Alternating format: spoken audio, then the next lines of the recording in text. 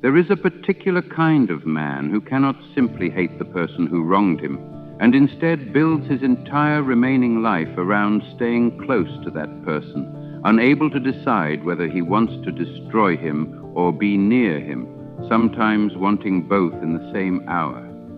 I gave this man a name, Pavel Trusotsky, and I gave him a wound that never closed.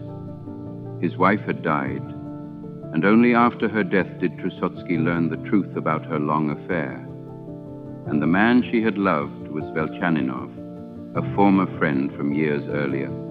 Trusotsky tracked him down in Petersburg, and what follows is not the story of a wronged man seeking justice in any straightforward sense. It is something stranger, and I think far more honest about how humiliation actually works inside a person. Trusotsky did not confront Velchaninov and walk away. He inserted himself into Velchaninov's life. He showed up at his apartment uninvited again and again at strange hours, as though he could not quite explain to himself why he kept returning to the one man he claimed to despise. He drank with him. He wept in front of him. He praised him one moment and hinted at violence the next. And Velchaninov, watching this strange, unstable devotion unfold, could never quite tell whether the man in front of him wanted to embrace him or kill him, because Trusotsky himself did not seem to know either. This is the detail I find most revealing about the whole story. Trusotsky's hatred and his admiration were not two separate feelings taking turns. They were the same feeling wearing two different faces, because the man who had taken his wife's love was also in Trusotsky's damaged understanding, proof that Trusotsky himself had never been enough to hold her attention in the first place. Destroying Velchaninov would not have fixed that wound.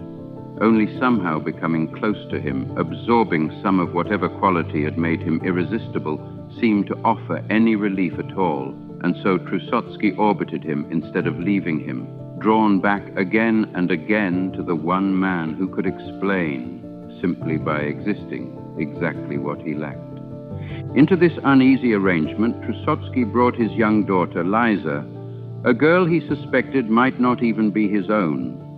This detail matters more than it first appears to, because Liza becomes the quiet, innocent battlefield on which the two men's entire tangled history gets replayed.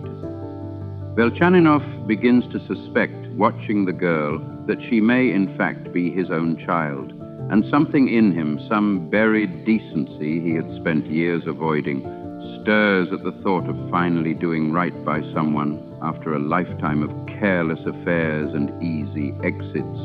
He begins to imagine himself as a kind of protector to her, a chance at redemption, arriving decades too late to matter to anyone but himself. But Trusotsky, sensing this shift, does not respond with relief at the possibility of shared responsibility. He responds with a deepening, curdled resentment, because the child, too, becomes proof of his own inadequacy, evidence dressed in a little girl's face that even his own household had not truly belonged to him. He grows colder toward her exactly as Velchaninov grows warmer, and this cruelty is not calculated. It leaks out of him almost involuntarily, the way old wounds leak into places that have nothing directly to do with the original injury. Liza suffers for a betrayal that occurred years before she was born, caught between a father who cannot look at her without seeing his own humiliation, and a man who may be her true father, but has no standing yet to claim her. I want you to sit with how strange and how familiar this actually is, because I do not think Trusotsky's condition is as rare as readers like to believe when they first encounter this story. Jealousy, when it goes deep enough, rarely stays pointed only at the person who wronged you. It turns inward, and it starts asking the much more dangerous question, which is not how could they do this to me, but what is it about me that made this possible? And once that question takes hold, a person can become strangely fixated on the very source of their humiliation, circling it, studying it, needing it nearby, the way you need to keep touching a bruise to confirm it still hurts. Trusotsky drinks with the man who ruined his marriage. He brings his suspected daughter into that same man's orbit. half hoping the resemblance between them will confirm his worst fear, and half hoping it will not, because either answer, in its own way, promises to finally explain the shape of his own inadequacy. There is a night in the story where this tension finally breaks into violence, when Trusotsky, staying in Velchaninov's own home under the pretense of ordinary friendship, rises in the dark with a razor and attempts to kill the man sleeping just a few feet away from him. Even this is not a clean act of revenge. Velchaninov wakes just in time, and in the desperate struggle that follows, he manages to defend himself, though he is cut badly enough on the hand to carry the mark of it afterward. What strikes me most about this scene, writing it, is that it doesn't read as calculated murder. It reads instead like the final, desperate expression of a devotion that had nowhere else to go, love and hatred so thoroughly fused inside Trusotsky that the only release left available to him was an act that could be read as either one, an act that let him finally touch the man who had haunted him for years, even if that touch had to come by way of a blade. Velchaninov survives. The two men part, shaken, neither one able to fully explain to the other or to himself what had actually just happened between them. And not long afterward, tragedy touches the story again in a quieter, sadder register. When Liza, weakened by the strain of the household she has been raised in, falls ill and dies, a child destroyed by the fallout of a betrayal she had no part in creating, the innocent casualty of two grown men's inability to resolve what stood between them like adults.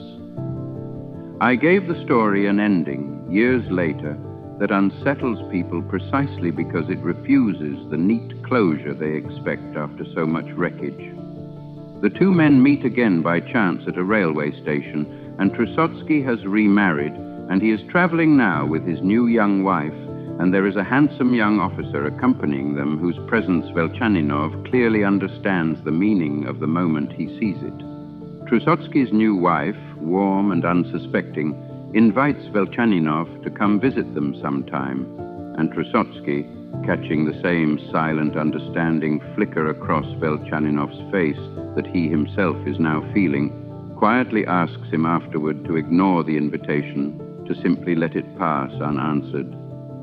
The cycle has simply begun again, with a different woman standing in for the first. And Trusotsky has learned nothing at all from everything that came before, because the wound was never actually about the woman in the first place.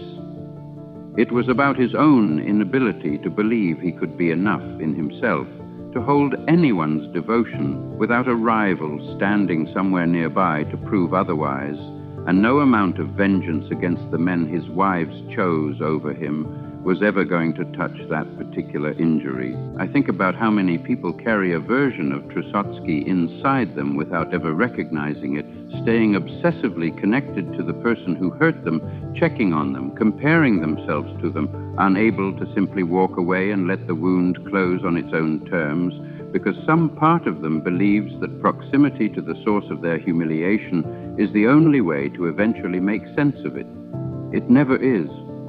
Understanding why you were hurt does not require staying close to the person who hurt you, and the compulsion to keep circling them, whether out of hatred or admiration or the confused mixture Trusotsky felt, is rarely about them at all.